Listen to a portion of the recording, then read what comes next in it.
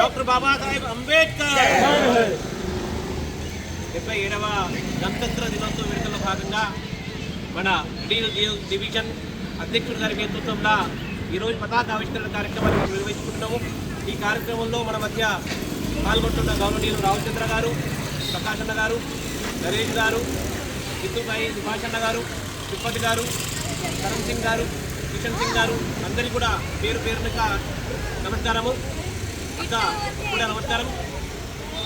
మనందరికీ తెలిసిన విషయమే, ఈ దేశం స్వాతంత్రమైన తర్వాత డాక్టర్ బాబాసాహెబ్ అంబేద్కర్ ఏదైతే రాజ్యాంగం రాసిండో, రాజ్యాంగం రాసిన తర్వాతనే ఈ దేశము ఆ రాజ్యాంగాన్ని స్వీకరించుకున్న తర్వాత స్వయం సార్వభౌమత్వాన్ని పొందిందనే విషయం మనం అందరికీ తెలిసిన విషయమే. కానీ ఈ దేశంలో దాదాపు 75 సంవత్సరాల ఈ భారతదేశ స్వతంత్ర భారత చరిత్రలో ఏ రోజు కూడా డాక్టర్ బాబాసాహెబ్ అంబేద్కర్ రాసిన రాజ్యాంగం సరైన గౌరవం ఈ రోజు వరకు కూడా వేరే పాలకులు ఎవరు కూడా ఇవ్వలేదు. మరి చాలామంది ప్రశ్నిస్తుంటే డాక్టర్ బాబాసాహెబ్ అంబేద్కర్ రాజ్యాంగం ఎట్లా రాసిండు, దానివల్ల పరిణామం ఏంది, దానివల్ల ఏ రకంగా జనాలు పరిస్థితులు ఉన్నది. నిమ్న జాతికి చెందిన డాక్టర్ బాబాసాహెబ్ అంబేద్కర్, అణచివేతకు గురైన డాక్టర్ బాబాసాహెబ్ అంబేద్కర్ ఆయనకు అవకాశం వచ్చినప్పుడు రాజ్యాంగం రాయడానికి ఆయన రాజ్యాంగం రాస్తూ అందరి ఒక మేలు కోసం ఆయన రాజ్యాంగం రాసిండు. ఈ దేశంలో ఉన్న వాళ్ళందరూ కూడా మహిళలు, యువకులు, పురుషులందరూ కూడా సమాంతరంగా స్వేచ్ఛతో జీవించాలని డాక్టర్ బాబాసాహెబ్ అంబేద్కర్ రాజ్యాంగం రాసిండు. చాలామంది ఈరోజు ప్రశ్నిస్తున్నారు, భారతదేశం వైపు చూస్తున్నారు. అన్ని దేశాలు భారతదేశానికి స్వాతంత్రం అయినప్పుడు అటు పక్కకు పాకిస్తాన్ స్వాతంత్రం అయింది, ఇటు పక్కకు బంగ్లాదేశ్ స్వాతంత్రం అయింది, అటు మయన్మార్, అన్ని రకరకాల దేశాలన్నీ కూడా స్వాతంత్రమైనాయి. కానీ ఆ దేశాలన్నీ కూడా పతనం అయిపోయినాయి. ఆ దేశాలందరూ అంతర్గత కలహాలతో అన్ని కూడా ఆ దేశాలన్నీ కూడా కొట్టుకుంటారు, సస్తున్నారు.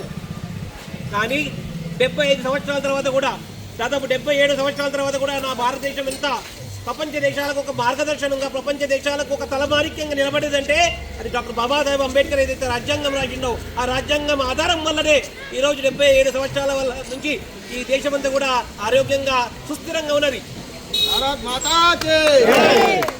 చాలామంది ఇంతకుముందు నాయకులు అంటుండే, మరి ఇన్ని రోజులు ఈ రాజ్యాంగానికి సరైన గౌరవం ఎందుకు కాలే?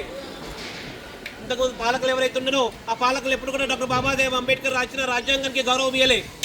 కానీ ఏ రోజైతే ఈ దేశానికి మొదటి వ్యక్తి ప్రధానమంత్రి నరేంద్ర మోడీ గారు అధికారంలోకి వచ్చిన తర్వాత ఆయన స్పష్టంగా అన్నాడు, నేను ఈ రోజు ప్రధానమంత్రి కావాలంటే ఆ డాక్టర్ బాబాసాహెబ్ అంబేద్కర్ రాజ్యాంగం రాసిండు. ఆ రాజ్యాంగంలో వెనుకబడ్డ కులానికి వాళ్ళకు కూడా అధికారంలో పోవడానికి అవకాశం ఉన్నది అంటే ఆ మహానుభావుడు రాసిన రాజ్యాంగం వల్లనే.